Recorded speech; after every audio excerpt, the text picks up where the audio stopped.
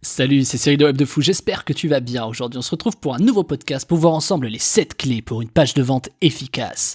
Donc c'est un titre un peu accrocheur pour dire que je vais te montrer en fait une construction assez simple d'une page de vente plus ou moins efficace. Alors on va rester un peu dans la théorie, bien sûr, mais tu vas voir que c'est plutôt les 7 éléments auxquels tu dois faire super attention en fait quand tu fais une page de vente. Je te révèle ça juste après. Avant ça, tu connais le truc, tu cliques sur le bouton s'abonner s'il te plaît. Il est rouge, c'est sur YouTube, il est violet, c'est Apple Podcast, il est dans toutes les couleurs en fonction où tu m'écoutes, jaune sur Spreaker, je crois qu'il est vert sur Android Podcast. Bon bref, tu cliques sur le bouton s'abonner, vas-y, s'il te plaît.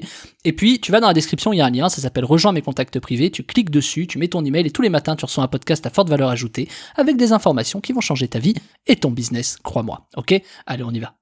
Bon, clairement, j'ai défini 7 points, donc on va y aller. J'espère que ce podcast va être assez court. Je t'avoue que j'ai les points devant moi. Si je traîne pas trop, ça va être court.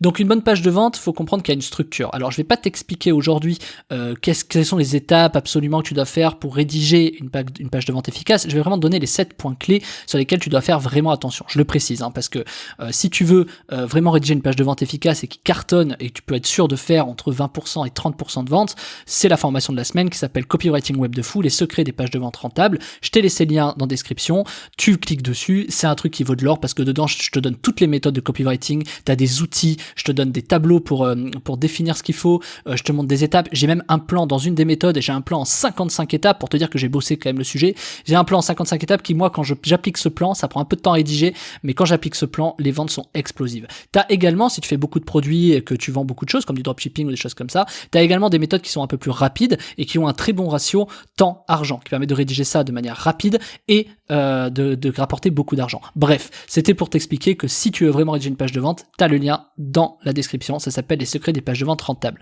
Donc on y retourne. C'est quoi les 7 clés pour une page de vente efficace? Alors déjà, le truc un peu le plus évident, en fait, on va déconstruire, c'est le titre, quoi. Je sais pas si tu connais l'histoire du livre, je sais plus ce que c'est. C'était un livre d'une nana, elle avait créé un super livre, je me rappelle plus du nom, faudrait que je te retrouve ça, et elle a dit ok, bon, je le vends, gros flop. Ok, elle a mis des mois à écrire, machin, gros flop et tout. Et t'as un mec, un jour, il l'a lu, il est tombé dessus, je crois, dans un vide-grenier ou un truc, il l'a lu, il a dit, putain, mais il est trop puissant, ce livre. Par contre, le titre, il est pourri.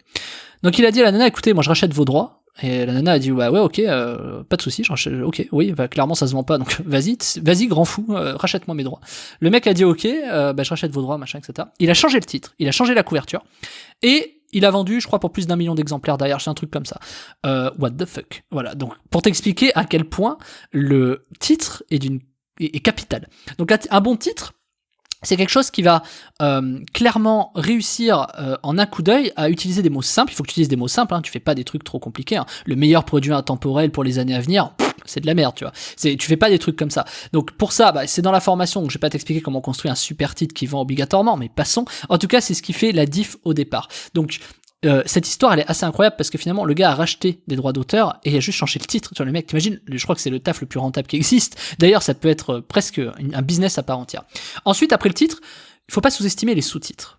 Tu sais, souvent, tu vois des sous-titres. Alors, dans les livres, aujourd'hui, c'est écrit par machin. Les gens sous-estiment les sous-titres. Encore, ils commencent à les mettre, tu vois, je sais pas, comment se développer personnellement, et entre parenthèses, enfin, comment développer son cerveau, et entre parenthèses, et hacker la vie, tu vois. Tu vois, un truc comme ça, le sous-titre, tu vois, ça peut être intéressant. C'est des choses qui vendent vraiment les sous-titres en même temps, tu vois. Alors, évidemment, un sous-titre, ça fait une accroche, tu vois, et hacker la vie, ça fait une accroche. Ah! Tu vois, tu lis un truc comme ça, tu dis, ah! Tu vois, comme Denis Brognard, tu fais, ah ouais, super, tu lis le résumé, machin, et tu vois, voilà, pourquoi? Parce qu'il y a un mot, hacker la vie, qui va te faire tilter. Donc il y a des trucs comme ça qui font vraiment la différence, ça accroche vraiment, c'est des structures qui marchent en titre et plus sous-titre, plus accroche, qui vraiment fonctionnent. Et si tu arrives à mettre ton accroche dans le titre et dans le sous-titre, c'est gagné. Les gens retournent le livre, alors en tout cas sur une page de vente, c'est les gens rédigent la page, lisent ta page de vente, tu vois, peu importe ton titre, tu les accroches quelque part sur le net, ils lisent, quoi, tu vois, c'est un peu évident, mais je le dis. Ensuite, il faut que dans ta page de vente, quand tu déroules, que tu aies une structure cohérente et logique, c'est-à-dire que c'est là où il faut que tu fasses attention.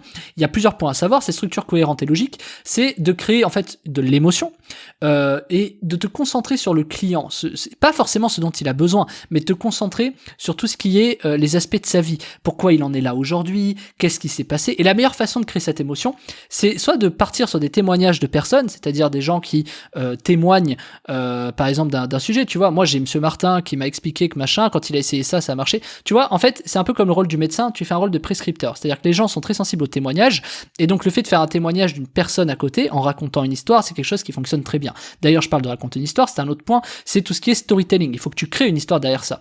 Les gens adorent certains types d'histoires, je vais pas te donner lesquelles, mais ils adorent certains types d'histoires qui fonctionnent toujours. Et ces histoires-là, aujourd'hui, c'est ce qu'ils font, tu peux très bien déceler à travers une histoire si le produit va se vendre ou pas. Le plus dur, c'est de créer presque une histoire, tu vois. Mais même sans histoire, tu peux largement vendre. Pourquoi ? Parce qu'à partir du moment où tu arrives à créer de l'émotion, et pour ça, tu as des techniques, tu as des trames pour créer de l'émotion qui sont évidentes, et la technique, elle est simple. Tu te concentres sur ton client et non pas ton produit. Parce que la plupart des erreurs des gens, c'est de se concentrer sur son produit. Je vais y revenir cette semaine, mais la plupart des erreurs des personnes, c'est que ils se concentrent sur le produit, et quand tu crées un produit, les gens ont tendance à vouloir expliquer le produit. Mais j'y reviendrai. Donc du coup, le plus essentiel, c'est pas de te concentrer sur le produit, mais sur ton client. En fait, tu es censé pouvoir vendre n'importe quoi sans connaître le produit, et je reviendrai dans un épisode de la semaine là-dessus. Donc une fois que t'as apporté du storytelling, t'as un peu tout. Donc t'as quoi ? T'as le titre, t'as le sous-titre plus accroche, t'as une structure cohérente et logique, t'as créé de l'émotion, tu te concentres sur ton client, et du coup, tu fais preuve de storytelling derrière.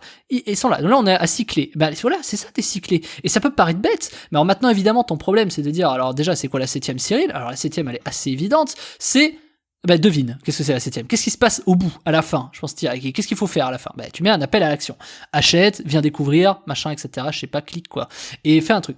Ce qui est important aussi là-dedans, je vais te rajouter une petite 8ème, c'est de toujours accompagner le lecteur ou le prospect. C'est-à-dire, clique ici. Là, tu sais ce truc, les invectives en mode like, commente, partage s'il te plaît, etc. Quand tu donnes aux gens des ordres, que tu intimes un ordre, les gens le font. Fais cet exemple de ça. J'avais fait de la B-test, je crois que c'était à 3 ans, 4 ans sur Facebook. J'avais mis la même photo de chat à 2 endroits différents. Il y en avait un où j'avais mis, c'était le même titre, la même accroche et tout, et j'avais mis like, commente, partage et dis-moi ce que t'en penses. Et il y en avait un où j'avais rien mis. Clairement, les stats sont x20, c'était x22 exactement. Les stats c'est x20.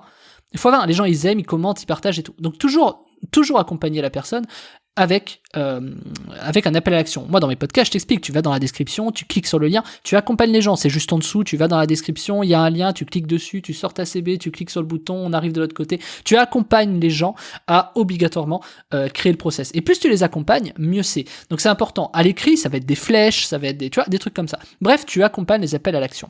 Et ça, c'est quelque chose qui est capital. Surtout, et un petit conseil, un 9e petit conseil vraiment capital, tu ne sors pas ce call to action trop tôt. Tu vois, moi dans un podcast, je vais pas te couper maintenant le podcast pour t'expliquer que je dois vendre ma formation qui est dans la description juste en dessous et qu'il faut que tu cliques dessus pour, enfin t'as compris l'idée quoi. Voilà, donc tu vois, je vais pas le faire maintenant. Je l'ai fait, mais c'était sous le ton de la rigolade. Tu vois l'idée, c'est que du coup tu dois vraiment le faire à des moments propices parce que quand tu racontes une histoire, tu coupes l'histoire derrière. Tu vois là, je t'ai raconté une histoire, t'es concentré, tu m'écoutes. Voilà, là ça commence à décrocher un peu parce que il y a plus trop de sens et que t'as vu les 7 clés et que tu t'en fous maintenant de ce que je suis en train de te raconter. Mais sur le principe, c'est comme ça que ça fonctionne. Et c'est là où c'est pertinent parce que quand tu fais un appel à l'action au bon moment, c'est la vente assurée. Et c'est ce que les meilleurs copywriters des années 50 t'expliquent. Par exemple, avec l'histoire des bons de commande, tu ne dois pas faire voir le bon de commande tout de suite. Faut le faire voir à un moment précis. Et pour ça, les meilleurs copywriters, ils savent comment s'y prendre. Ils mêlent pas des appels à l'action dans tous les sens. Regarde, moi dans mes mails, je te mets pas des call to action à tous les endroits. Quand je fais les mails de vente, tu sais, t'en reçois un par semaine. Je mets pas des call to action n'importe où, je les mets à la fin, dans un déroulé précis, et je sais très bien comment ça fonctionne. Donc, faut faire attention à ça. Et moi, ce que je t'ai préparé cette semaine, c'est une formation qui s'appelle Copywriting Web de Fou, les secrets des pages de vente rentables. Je te montre toute la méthode Web de Fou. Je te montre toutes les méthodes, moi, de mes produits que j'utilise depuis 10 ans, tout ce que j'ai appris avec la rencontre en ligne, avec tout ce qui est ces secteurs qui sont très concurrentiels et qui sont très durs à se démarquer pour vendre. Je te montre toutes les méthodes que j'ai appliquées pour vendre des produits. Il y a énormément, il y a des plans, et dans les plans que je te montre, j'en ai même un en 55 étapes qui vend. C'est le meilleur plan que j'utilise aujourd'hui, c'est ce que j'utilise le plus. J'utilise pas sur Web de Fou parce que tu verras pourquoi, mais je te l'explique dans la formation. Mais par contre, c'est une méthode que j'utilise sur tout le reste, et c'est extrêmement rentable. Donc tout ce que je t'apprends dedans, je te donne des outils, enfin je te donne tout en fait pour que tu puisses réaliser une page de vente, que tu sois plus emmerdé devant une page blanche en te disant putain mais vas-y je fais quoi, qu'est-ce que je mets dedans, faut que je mette une image, non là attends tu vas être perdu. Là avec ça c'est simple, t'as un souci, tu te poses une question, boum, t'as la réponse dedans. C'est le truc le plus efficace qui puisse exister aujourd'hui. En tout cas, moi, j'ai pas vu plus efficace que ces plans-là. Je te le dis vraiment. Alors, évidemment, si t'as 2 de trafic, bon, tu vas peut-être vendre à 1 ou 2 personnes, imaginons. Mais je veux dire, évidemment, ça va être une question aussi de proportion. Je sais pas comment arrive ton trafic, mais si t'as, 2000, 1000 de trafic, si t'as 1000 emails, j'en sais rien. Dans tous les cas, ça va t'aider à vendre énormément. Je te laisse cliquer sur le lien dans la description. Ça s'appelle Copywriting Web de Fou, les secrets des pages de vente rentables. Tu cliques dessus, on se rejoint de l'autre côté. Tu sors ta CB, tu cliques sur le bouton, tu connais le truc, je te l'ai dit tout à l'heure, donc je te rejoins de l'autre côté, je te dis à tout de suite Martin, salut.